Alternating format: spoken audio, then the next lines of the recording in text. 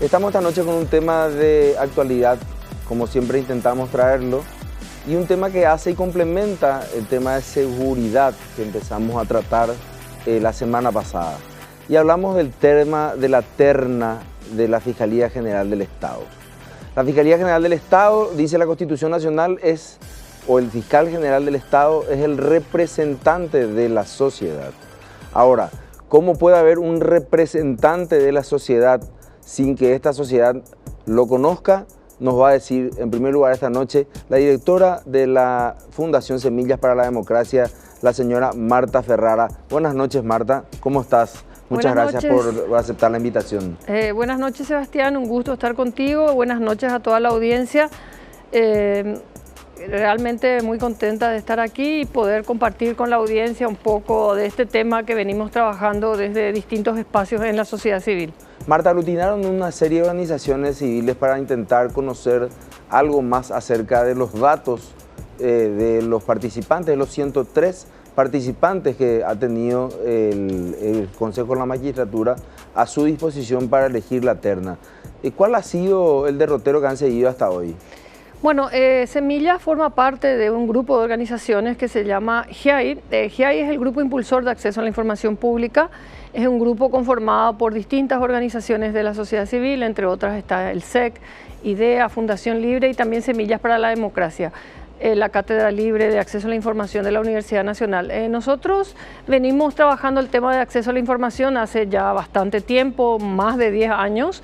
Desde al comienzo hubo otras organizaciones que formaron parte también del mismo grupo, algunas veces con apoyo de cooperación, otras veces a puro pulmón, y finalmente, bueno, fue una larga lucha que finalmente conseguimos ganar la última batalla cuando la Ley de Acceso a la Información Pública fue finalmente promulgada y reglamentada, que es fundamental porque normalmente muchas leyes no tienen reglamentación, como la Ley de Financiamiento Político, y es un problema a la hora de la aplicación.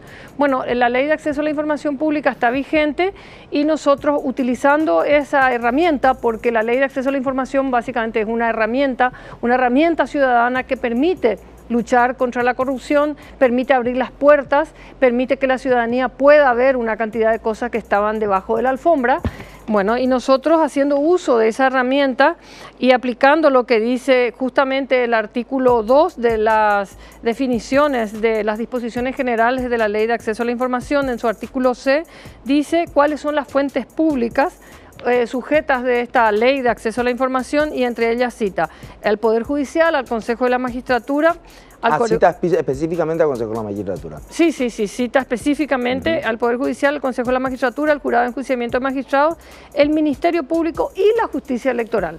Son justamente fuentes públicas, lo cual no importa si no están en el portal de la Senatic, que es la que maneja el portal de acceso a la información. Si uno quiere solicitar información, simplemente se refiere al Ministerio de Justicia, que en este caso vendría a ser el reemplazo de un órgano garante, porque nuestra ley no cuenta con un órgano garante, que sería un órgano suprapoder, sí. Pero la responsable de las políticas de implementación y coordinación de la Ley de Acceso a la Información Pública en nuestro país es el Ministerio de Justicia, tiene una dirección encargada, entonces solicita la información a través del portal de la Senatic al Ministerio de Justicia. Nosotros hicimos una serie de solicitudes, una de ellas fue firmada por la persona que está aquí, que les habla, Marta Ferrara, es una solicitud de documentación del proceso de selección para la terna del Fiscal General del Estado. Hicimos un pedido concreto al Consejo de la Magistratura el pasado 28 y hasta el 28 de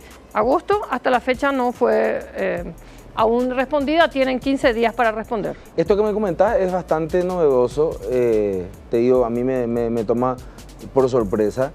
El Ministerio de Justicia entonces, a partir de esta ley, porque creo que no hay otra definición, pasa a ser una especie de entidad política encargada de las políticas públicas de justicia, digamos, Marta. Lo ubica en ese lugar. De justicia, de la Ley de Acceso a la Información Pública en concreto. O sea, al no existir por ley un órgano garante, que sería un órgano suprapoder, correcto, se acordó finalmente que la institución encargada de aplicar las políticas que tengan que ver con el acceso a la información pública es el Ministerio de Justicia. O sea que en este caso, dependiente de un poder del Estado, pero finalmente con las atribuciones necesarias para poder arbitrar la política pública de acceso a la información pública. Es muy importante lo que señalas, Marta, porque me imagino que otros ciudadanos habrán presentado, bueno, no sé, o querrán presentar directamente al Consejo de la Magistratura. Esa vía sería rechazada en todo caso.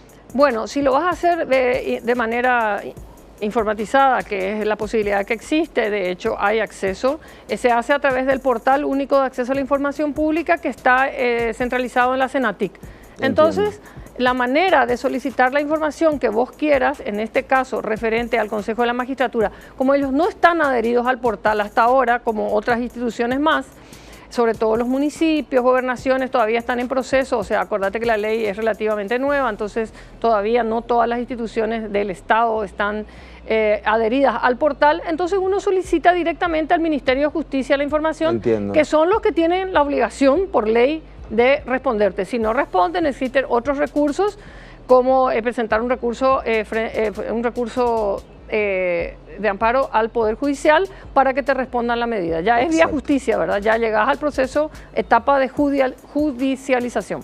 Ahora, Marta, esta ley que ha sido definitivamente muy útil para conseguir información que antes estaba blindada de alguna manera para la ciudadanía, también nos trae sinsabores, ¿verdad? O sea, tenemos como mucha información de repente, informaciones que en algunos casos pueden ser o fallas administrativas o no sé, pueden ser comisión de hechos punibles, y el resto de la ejecución, ¿cómo queda?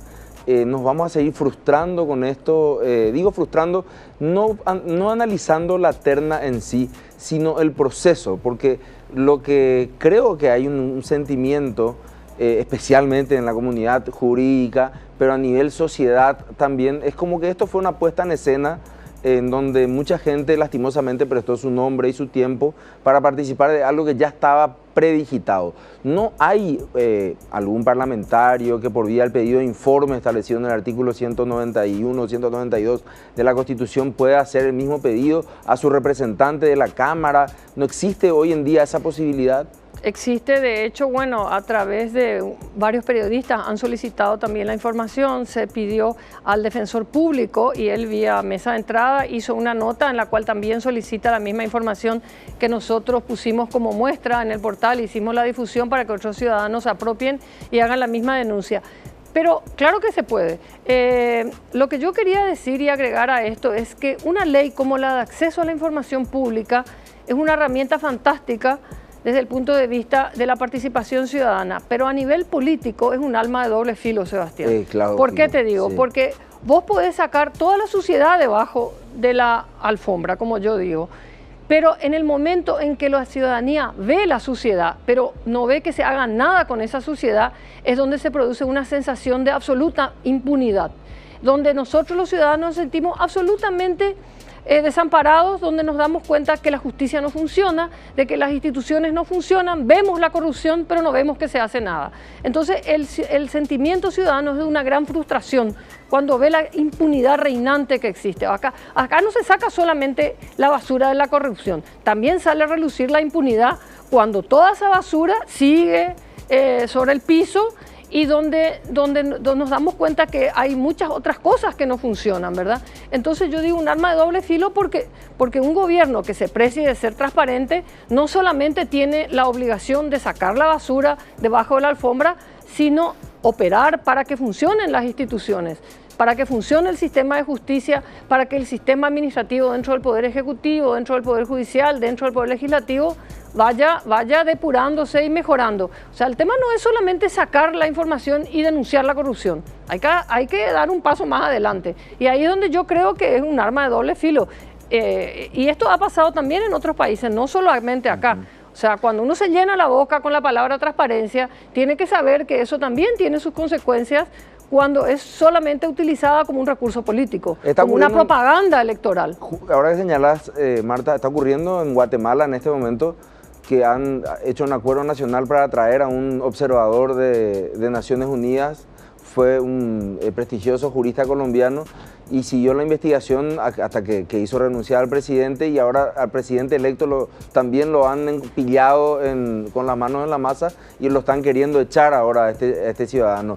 ¿Está previsto de alguna manera? ¿Por qué te menciono esto? En algún momento esta sensación de frustración, que la conozco porque en algún momento compartimos algunas luchas, y que uno siente que está en franca minoría. Cuando estamos hablando de la elección del fiscal general, estamos hablando prácticamente del corazón de la persecución del delito, y dentro de esos delitos, lógicamente, el de corrupción quizás sea uno de los que más daño hacen a la sociedad. ¿En algún momento se puede pensar en un diálogo nacional para hacer algo parecido a lo que hizo Guatemala, o yo estoy totalmente fuera de foco en este planteamiento? No, pienso que sí, que se debería llegar también en Honduras, existe una comisión similar. Por supuesto, cualquier diálogo político implica compromiso político, o sea, es una cuestión de tener la voluntad política de hacerlo. Pero ahí está el doble filo que vos señalabas. Claro, pero ya hemos visto y presenciado otros casos donde se ha llamado a los representantes de los tres poderes del Estado. Hemos participado con otras organizaciones que forman parte del GIAI mismo, con María Victoria Rivas del SEC, por ejemplo, en procesos anteriores de cuando se eligió a los actuales ministros de la Corte, procesos de selección. O sea, claro que se puede, ¿verdad? El tema es que exista la voluntad política suficiente para realmente llegar a ciertos acuerdos. Este proceso que está pasando hoy día con el Consejo de la Magistratura me hace recordar también de algunas luchas ciudadanas, cuando lo teníamos al diputado Musi como representante del Consejo de la Magistratura, la representante de diputados, y él estaba denunciado y se escudó en sus fueros para no ser investigado por un hecho de tráfico de influencias, creo que fue en aquella época. También sí, una cuestión de corrupción. Bueno, hoy en el Consejo está pasando más o menos algo parecido. Tenemos un representante de la Cámara de Senadores que tiene una ristra de imputaciones y de casos con la justicia, pero resulta que él elige los jueces que después le tienen que juzgar a él. O sea, entonces... Es Marta, como que hemos caído en un descrédito tal a nivel institucional y con un costo, espero que alto, porque tenemos elecciones acá a la vuelta de la esquina, ¿verdad? Ahí está, justamente te iba a decir eso, porque en todo momento, yo lo estoy viendo muy de afuera de este tema, pero lo estoy siguiendo, aparentemente dicen no, la elección de la terna fue hecha por unanimidad dentro del Consejo. ¿Acaso no hay representantes de signos políticos, por lo menos internos, diferentes al de la presidencia de la República? Bueno, y con más razón, Sebastián, si hay consenso, ¿cuál es el problema en dar a conocer eso? Si no hubo ninguna oposición interna. O sea, nadie se va a enojar de los que forman parte porque su voto fue en disidencia, porque si todos votaron de igual manera, ¿por qué nosotros los ciudadanos, que somos finalmente los que nos vamos a ver afectados directamente por esa elección, no podemos conocer el proceso y cómo se llevó adelante? O sea, es una contradicción muy grande que lo único que hace es aumentar el descrédito, y probablemente, como todo este circo, porque yo le voy a llamar que es un circo, va a llevar a la reconducción tácita del mismo fiscal que tenemos, que tampoco goza de muy buena reputación. Hay casos incluso a nivel internacional de persecución política, denuncia, refugiados paraguayos en Uruguay que ya tienen un semi-estatus de refugiado de ACNUR. O sea, esto va más allá de la frontera, o sea, el descrédito es bastante grande en este momento de las instituciones, y esto lo único que hace es, como yo te digo, juntar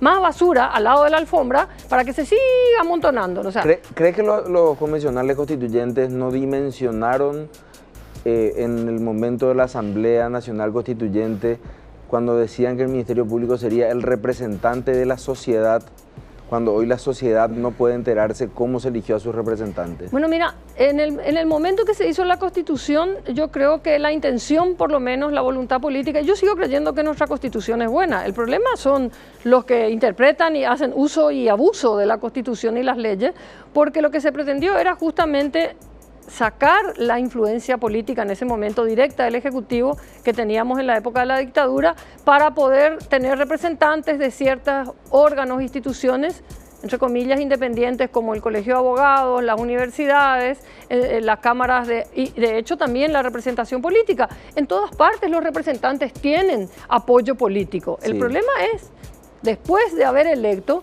cuando los políticos y la clase política sigue interviniendo en las instituciones. Eso no va a haber constitución que nos salve de eso si la cooptación existe por parte del sector político del sistema de justicia. Y bueno, y ahí tenés otras cuestiones como la cuestión de la influencia de la política, de la narcopolítica, del contrabando, del dinero sucio, que van cooptando las instituciones. O sea, es un problema bastante más complicado. Pero el problema de la cooptación del sistema político a las instituciones de justicia pasa por la voluntad política exclusivamente. Va a ser un tema próximo, el tema de financiamiento político, lo vamos a tratar aquí. Pero te quiero hacer una última pregunta. ¿Dónde termina esto? ¿Va a terminar en una demanda ante el juzgado como establece la ley, solicitando las informaciones al Consejo? Bueno, nosotros como Grupo Impulsor de Acceso a la Información Pública no va a ser el primero y probablemente no va a ser el último caso que llevamos a la justicia. Ya hemos llevado adelante varias presentaciones dentro del sistema de justicia bajo distintas figuras. Entonces, probablemente si no hay respuesta por parte de las autoridades del Consejo de la Magistratura al pedido y al reclamo que se hace por las vías y los canales institucionales, seguramente vamos a tener que recurrir al sistema de justicia. Bueno, y esa es otra batalla, pero hay que dar las batallas. O sea, la guerra no se gana si uno no pelea las batallas. Gracias, Marta. Ustedes han escuchado así a Marta Ferrara, directora de la Asociación Semillas para la Democracia. ¿Cómo poder acceder a una justicia de calidad si al representante de la sociedad no sabemos cómo se lo eligió? Esa es la pregunta que tenemos esta noche aquí, la terna para la Fiscalía General del Estado, un tema candente.